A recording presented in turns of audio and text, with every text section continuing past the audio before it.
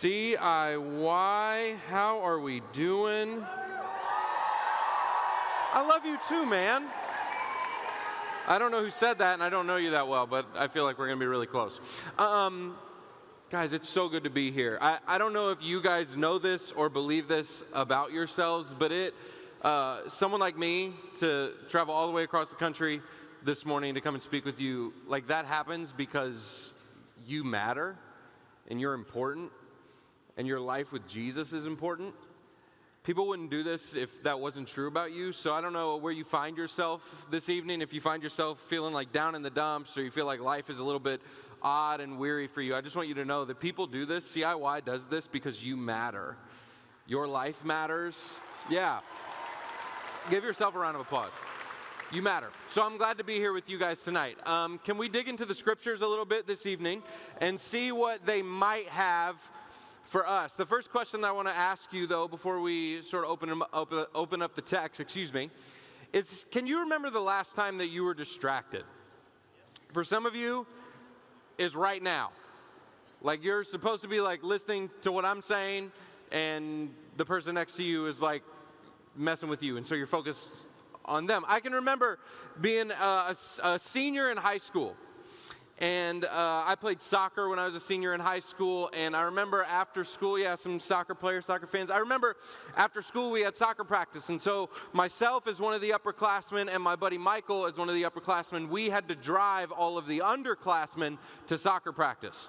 It was like a duty that we took on as the upperclassmen. And so some of you know this, if you have your driver's license in this room, there's this weird thing, this dumb thing that we do when we're old enough to drive, and it's that when you and your friend are in two separate cars and you're going to the same place, you don't like race each other necessarily, but you sort of like antagonize each other as you drive. So you like make faces out the window. You like send them texts while you're driving, which you shouldn't be doing. You like honk your horn at them. You do all sorts of weird things.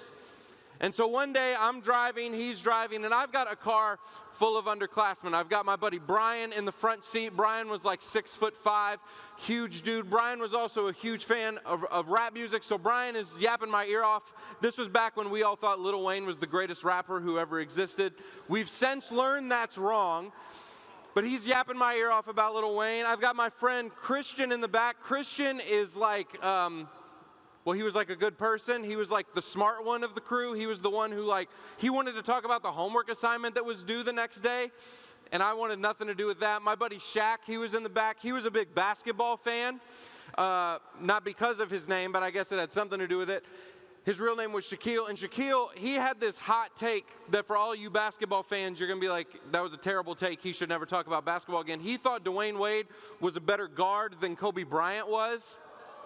Yeah, terrible take. And then we had our friend Pookie in the car. His name was Andrew, but we called him Pookie. I don't know why. I tried to figure it out, even telling this story. I have no idea why. Pookie was a conspiracy theorist at 15. So Pookie was probably in the back talking about all sorts of weird stuff. Who even knows? I'm driving, and you guys know there's like one rule when you're driving, and you're supposed to focus on what? The road.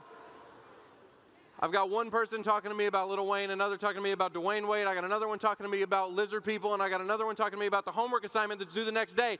And I'm just going to be honest here because this is a safe space. I was also probably texting a girl. You should boo that. I was texting and driving. That's not good. And all of a sudden, we're driving, and my buddy Michael, he's like way up ahead of me. But all of a sudden, in the midst of being completely distracted, I look up, and my buddy Michael is not miles ahead of me. And my buddy Michael's bumper is right in front of my face. I have ran into the back of his car, but my car was a little bit lower than his, so we didn't like run into each other. I went underneath his car, and the back tires of his car are sitting on the top of my car. Thankfully, no one was hurt. Everyone was a little shooken up, and no one would let me drive them ever again, which was fair. But this moment, this simple moment, doing something like simple and straightforward, had this because of a simple distraction or a series of them, all of a sudden this thing that should have been good and joyful and pleasant, all of a sudden became dangerous and not so pleasant anymore. This week, we're talking all about rest, what it looks like for you to find rest in your life. But the truth about rest, I said this earlier, is that while we all may want more of it, there are certain things that get in the way of it. There's certain things that become challenges, that become roadblocks to us figuring out how to find rest. And so tonight, what I want to talk about are some of those challenges. And I want to hopefully give us a way forward.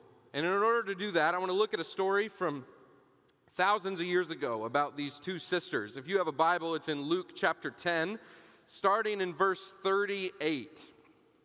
Luke chapter 10, starting in verse 38. If you have a Bible, turn there. If don't, we've done this really cool thing where the Bible verses are going to be on the screen, so you're going to be okay. Verse 38 says this: As Jesus and his disciples were on their way, he came to a village where a woman named Martha, everyone say Martha, opened her home to him. She had a sister called Mary, everyone say Mary, who sat at the Lord's feet listening to what he said. But Martha was distracted by all the preparations that had to be made. She came to him and asked, Lord, don't you care that my sister has left me to do the work by myself? Now catch what's sort of unfolding here. Jesus has found himself in the home of these two sisters. We know that Jesus is, at the very least, family friends with these two sisters. He knows them very well. And Martha invites Jesus into her home, and before you know it, Martha is up cleaning the house, getting everything tidied up, and Mary, well, she's sitting down at the feet of Jesus. And Martha comes to Jesus and says, Jesus, I'm trying to get this place in tip-top shape. Can you tell my sister to help me? How many of you have a sibling that when your parents come to you and say, hey, it's time to pick up, they just look at you and say, well, you heard mom and dad, you go ahead and clean it up, and they just kind of sit there and do nothing? Yeah, we all have that sibling. They're the worst, unless they're next to you, and then you love them very dearly. The story goes on. Martha looks at Jesus and says, tell her to help me.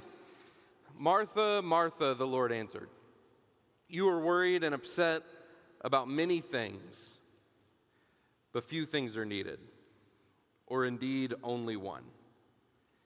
Mary has chosen what is better, and it will not be taken away from her. Hear those words. Mary has chosen what is better, and it will not be taken away from her. Now, it can be easy to hear this story and think about how awful and ridiculous and goofy and stupid Martha must have been to be up, moving around, doing all sorts of things while Jesus is, he's right in front of her. How many of you in your journey of faith have said the words in some way, shape, or form of man, faith would be so easy if Jesus was just right in front of me. It would be so easy if he was just right there. And you read a story like this and you look at Martha and you go, Martha, Jesus is he's right in front of you. What are you doing? But the interesting thing about the Christian faith is that we believe that Jesus, he lived, he died, he was resurrected, and then as he ascended into heaven, he sent his Spirit for all believers to carry around with them. And that's the same Spirit that raised Jesus from the dead. So the Holy Spirit is present, attentive to us at all times, which means the idea that Jesus is somehow not with us at any given moment is just not true. How often do we find ourselves completely ignoring Jesus, who is right there, present, accessible to us? There is this word that sort of signifies the day for you today, and it's posture. Posture is all about how you're present to something, how you're showing up to something. I think that there's two ways that we can show up when it comes to our relationship with Jesus. We can show up and we can be people who are around Jesus. And some of you, that's how you came to CIY this week. You would say, maybe you know Jesus, maybe you've heard of Jesus, maybe you're intrigued by Jesus, but the way that you've shown up is that you're just around him. He's here, he's doing something. Your friends seem to be really interested in him, but you're just kind of here. But there's actually a better way for us to approach Jesus, and it's for us to not just be around him, but for us to take the example of Mary and be with him. And so what I want to do with the remaining time that we have tonight is I want to just make a couple observations out of this story about what it looks like for us to be with Jesus and what it looks like for us to find rest with him. And ultimately, what I'm trying to say to you tonight is this one thing, and it's this. It said, only being with Jesus can bring you rest. Only being with Jesus can bring you rest. Being around Jesus doesn't bring you rest. Keeping Jesus at arm's length will not bring you rest, but being with Jesus, it can. So the first observation that I make as I read this text, look back at verse 38 and 39 for me for a second. As Jesus and his disciples were on their way, he came to a village where a woman named Martha opened her home to him. She had a sister called Mary who sat at the Lord's feet listening to what he said. Now catch the way that Luke documents this story. There's two sisters. Which one is the one who actually invites Jesus into their home? Yeah, you're right, it's Martha. But who ends up sitting at Jesus' feet? Mary. Think about that for a second. Martha sees that there's something significant, something special, something life-giving about Jesus, so much so that she says, Jesus, I want you to come into my home. I want you to come into my world. I want you to be present in this space. And yet when Jesus gets into that space, Martha disappears. And it's Mary who ends up sitting at her feet. The first observation that I recognize in this story is this, is that it is possible for us to invite Jesus into our lives and to still not be with Jesus. It's possible for us to look at Jesus and say, Jesus, I'm like intrigued by you. I kind of want you to come in. And yet when Jesus arrives, for us to find ourselves being moved into a different direction. And why does the text say that Martha was moved in a different direction? It says that she was what? Distracted. Martha wanted Jesus there. She wanted to know Jesus. She wanted to be with Jesus, but something gets in the way. She becomes distracted. She wants to be with Jesus, but she gets distracted by what's going on. And what's interesting about that word distracted, you and I, we often think of distractions as like these small sort of subtle things that like break into our world. And when they do, they mess us up. When I think about a distraction, what I'm saying when I think about a distraction is that a distraction is anything that interrupts your life and keeps you from being with Jesus. When you think about what a distraction is, that's it. It's anything that interrupts your life and keeps you from being with Jesus. And it's not typically a subtle thing. The word that's used in this story, some of you know this, the Bible wasn't written in English. It was written in old languages. One of the languages that we think about that is the Greek language. In the Greek language, that word for distractions is not a small, subtle thing. It's not like a whisper. The word that's used there, it like creates this image of someone coming up behind you and grabbing you by your shirt and dragging you away from what you were focused on. It's this picture of someone coming up, grabbing you by your collar and yanking you away from the thing that you're trying to pay attention to. Some of you know what that feels like. For some of you, that's not just a picture of a word. For some of you, that's exactly what faith feels like. It feels like every time you try to get close to Jesus, every time you try to be with Jesus, it feels like something comes around and just yanks you away. It feels like something shows up and violently just pulls you away from Jesus. And here's the truth. Distractions show up in a multitude of forms. For some of us, it's external distractions. It's that moment where you're trying to be like a good Christian, and so you sit down and you open up your Bible, and you get a couple words in, and all of a sudden, you hear one of your parents yelling from down the hall to come and do something. And your parents aren't bad, but all of a sudden, you had this moment you were trying to get into, and it's pulled you out of it. Or maybe it's when you're trying to pray, but you keep hearing your phone vibrating across the room, and now you can't talk to God because you're so interested in talking to your friends at this point. So sometimes the distractions are just external. Sometimes they're internal. Some of you know that feeling of being in church, and maybe you're in worship and you're singing and you're trying to like press in a little bit, and all of a sudden you start to hear that voice. You don't know where the voice has come from, but it's the voice that's reminding you of all the places you've like messed up before. All the places that you're just not quite good enough to engage with God. And before you know it, you're like out of it, your head's washed away. Or maybe it's been at church or at like one of your youth groups where you've thought, you know what I'm going to do? God calls people to serve, so I'm going to start serving. But before you know it, you start hearing this voice that's distracting you from it because it's reminding you of all the other gifts that people have, all the other skills that people had, and you hear that voice that says, well, you're just not good enough. You're not as talented as them. You're not as gifted as them. So sometimes it's external distractions, sometimes it's internal distractions, but there's another kind of distraction that I think is concerning, especially for us in this room tonight, and it's what I call self-induced distractions. In other words, they're distractions that you and I bring upon ourselves. It's the constant scrolling of your phone because you don't want to stop and think the thoughts that are going through your head. It's the constant binging of a TV show because you just don't want to be present with yourself long enough. It's all the things that we bring into our own space that keep distracting us from God. There's a great theologian and writer. His name's Ronald Rolheiser. He has this quote. Can we throw it up on the screen real quick? He says this. He's talking about people like you and I. He says, we, for every kind of reason, good and bad, are distracting ourselves into oblivion. You know what oblivion is? Poof. You just no longer exist. The fullness and abundance of life have just disappeared.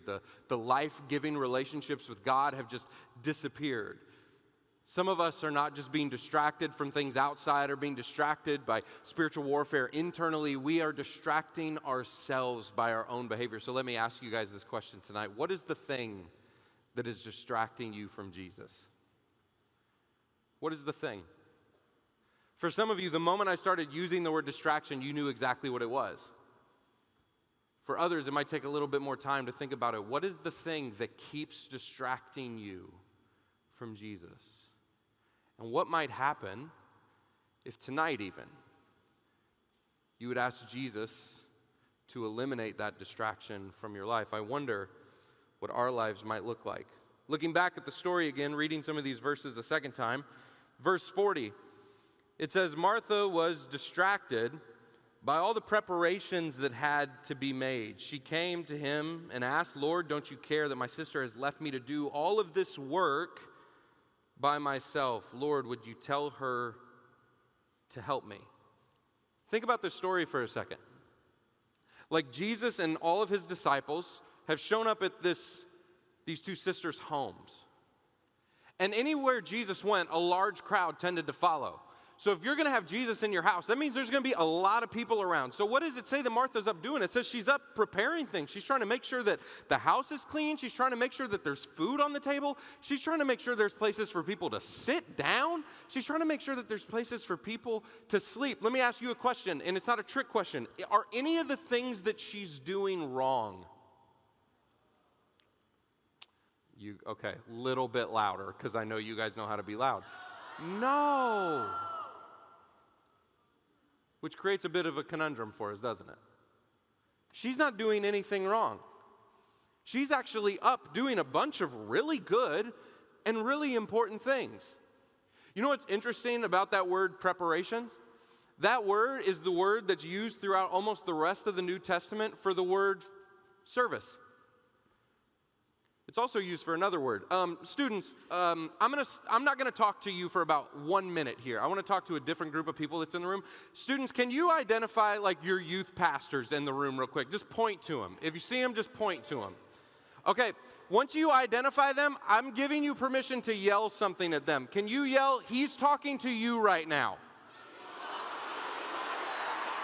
Okay, students, shh, students, I'm going to come back to you in a second.